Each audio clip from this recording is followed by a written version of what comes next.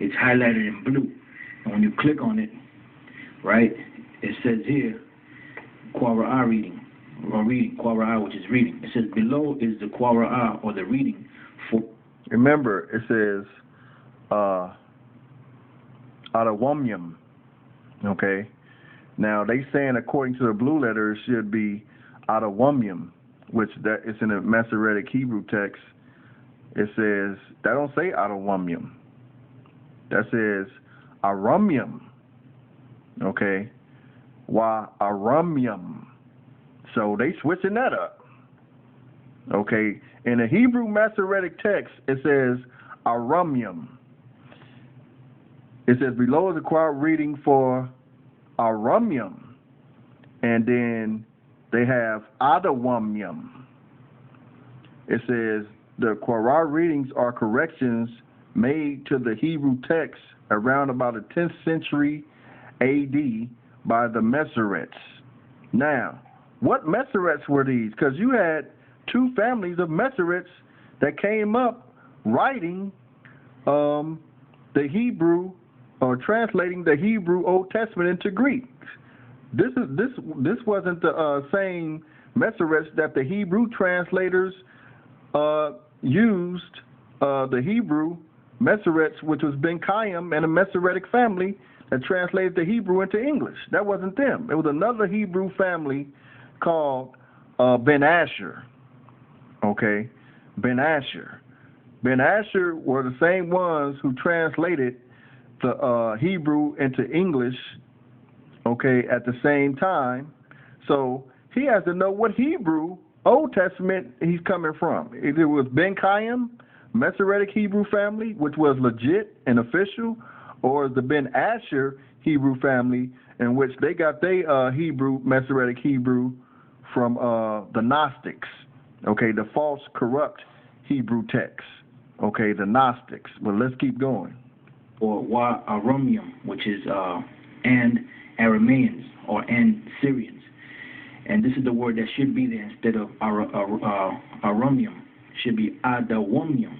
See? Wa Adawamyam. So the word Edomite should be here instead of the word Syrian. And then see, he's devilish with this. He's real cunning and crafty with this, because he's not letting you know what Hebrew text that they're using. Now, this one up here that he's using is a Masoretic, okay, which it says Aramyam, okay? But there's another Hebrew text that he's using right here in order for this to say Aramyam, which is Syrian, and for this one to say Adawamyam, okay, that's another Hebrew Masoretic text, okay, that he's using, and he's not going to tell you that. So what he's saying is there are two different Masoretic Hebrew texts. He's not revealing that to you, though. Okay? So you got to be very careful when you listen to him. Okay? He just say the Masoretic Hebrew text. Research history, and what you'll find out is that there was two Masoretic Hebrew families. One was Ben Chaim, and the other one was Ben Asher. Okay? The Ben Chaim family, which translated the Hebrew into English, had the Hebrew that the King James used. That was legit, the legit Hebrew in which the King James used. That was from the Chaim family. The other Hebrew, which was from the Ben Asher, that was the corrupt Hebrew that the King James did not use. Okay? So, and he's not going to let you know that. Okay, so he's deceiving the brothers and sisters right here. Okay, so let's keep going. And when it says right here, it said the 10th century A.D. by the Masoretes, that was a different family. The 10th century A.D. is when they came out with that Hebrew too. The Ben Chaim, the Ben Asher family of the Masoretes. Go ahead. You know, it says here the Qur'an readings corrections made to the Hebrew text around the 10th century A.D. by the Masoretes because of their reverence for the biblical text, which does, like I said, there's another show These corrections were originally noted in the margin of the text so as to... You see, he said that's another show because he would have to go into the Masoretes because he know there's two different families, which he's not going to tell you. Two different families of the Masoretes, Ben Asher and Ben Chaim. These the original context undisturbed. So the word here, Arum, should be, or Arumium, should be Adawam, and I'm going to show you that. And you go down here to the Greek, and you read it, right? This is the Greek here. And as you read on down, you see Surias, which is show, that's Syrian. Suria, another one, Syrian. And as you read on down, Judeos, which is Jews. And as you read on down here, what? Idumea. So that's Edom. See, once again, he get it from the Septuagint. He's not getting it from the Masoretic Hebrew text, in which the King James translators use and base the Old Testament off of.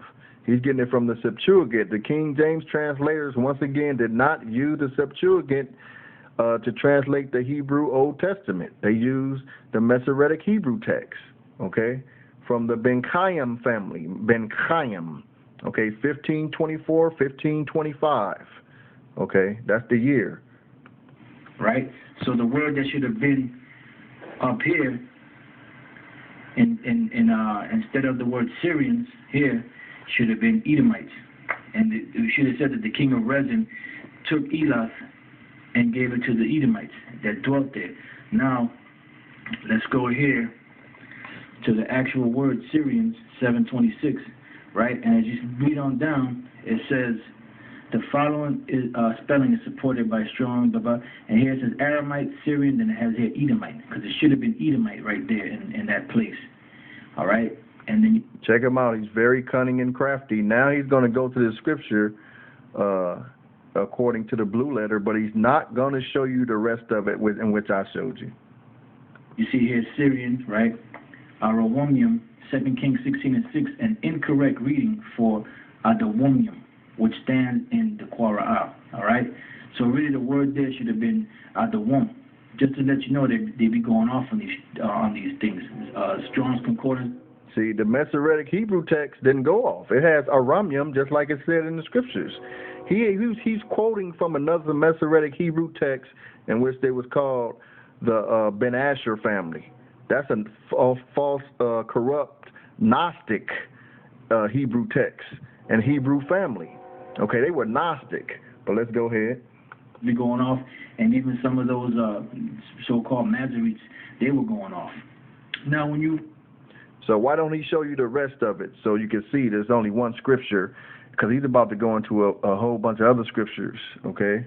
See, that's why, if you brothers can afford it, if you get the book form, because the Strong's Concordance is good, for, like we said, reference, and online is good, but online they leave certain things out that they have in the actual book form. So when you get the actual book form and you look up the number 130, right, the number 130... See, now you're saying you should get the book form. Okay, well, you can use the blue letter form, but it says right here, the same place he just came from, that the only scripture that may seem like is Edom, it says Edom, is 2 Kings 16 and verse 6. All the rest of the scriptures, it says, is referring to Edomites. Doeg the Edomite. It never says Doeg the Edomite was a different number other than 130. Okay? That's according to the blue letter. He won't show you all that, but that's because he'll be exposed. Now, once again, some places where you see 130 Edomite should read Syrian. Okay?